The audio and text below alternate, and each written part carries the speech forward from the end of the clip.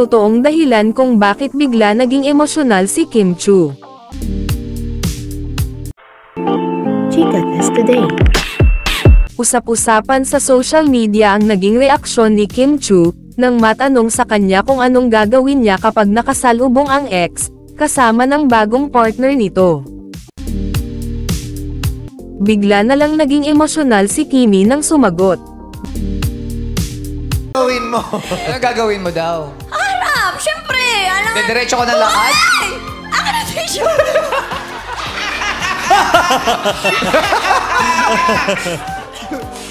Hindi, ganun talaga. Hindi ka dapat tumatalikod sa mga bagay na magpapalakas sa'yo. We love you! Dahil dito samot-sari ang naging komento ng netizens, sinasabi ng ibang fanay na hindi pa daw nakaka-move on si Kimi kaya ito biglang naiyak. Inalmahan agad ito ng Kim Pao fans, kitang-kita naman daw kasi sa aura ni Kim na naka-move on na, dami din daw ebidensya na okay na si Kim. Patunay daw dyan ang pagiging masaya ni Kimi, lalo na sa tuwing kasama nito ang kanyang ka-love team na si Paulo, na itinuturing na malaking rason, kung bakit mapapansin na masaya ulit ang puso ni Kim Chiu. At matatanda ang pinagdiinan ni Kimi na mayroon na siyang ibang mahal. Sorry, may mahal na akong iba! Sorry, may mahal na akong iba! Kaya matapang niya nasabing haharapin, dahil kaya na niya, dahil naka-move on na siya.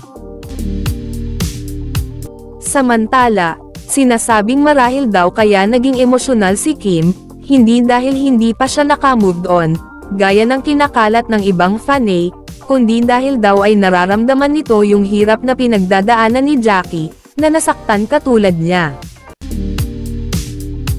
Emotional lang daw talaga ang aktres para sa ibang tao, naunawaan daw kasi ni Kimi, ang nararamdaman ng ibang tao, kaya madali daw naapektuhan ang TV host actress, kaya minsan iba daw ang pagkakaintindi ng ibang hindi nakakaintindi sa buhay ni Kim.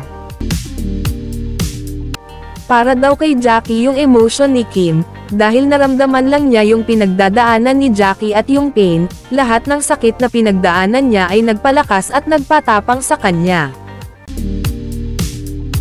Malambot daw kasi ang puso ni Kim, madali maiyak sa mga sitwasyong napagdaanan na niya, ngunit sa kabila ng lahat patuloy na nakakangiti at nagiging matatag. Pwedeng naiyak daw ang Chinita Princess dahil nalampasan niya ang hardest battle niya, ngayon mas masaya na siya, at siya na yung nagbibigay ng advice. May umiiyak din sa alaala pero hindi dahil hindi pa naka-move on, minsan iniiyakan yan dahil naaalala pa yung hirap na pingdaanan, grabe kasi magmahal si Kimi, kaya malalim din ang sugat. Ang pagbabalik tanaw sa karanasan ay magdadala ng tiyak na emosyon, kaya naman hindi niya mapigilan maluha, pero ang totoo naka-move on na siya, kaya nga makakaya na daw niyang harapin.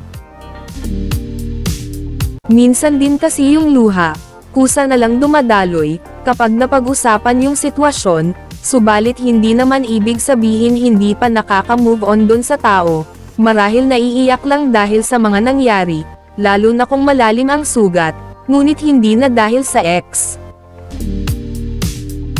Tama din naman ang sinabi ni Kimi, na hindi ka dapat tumatalikod sa mga bagay na magpapalakas sa'yo, nagpapatunay lamang na malakas ka kapag kaya mo nang harapin ang nakaraan mo ng buong tapang.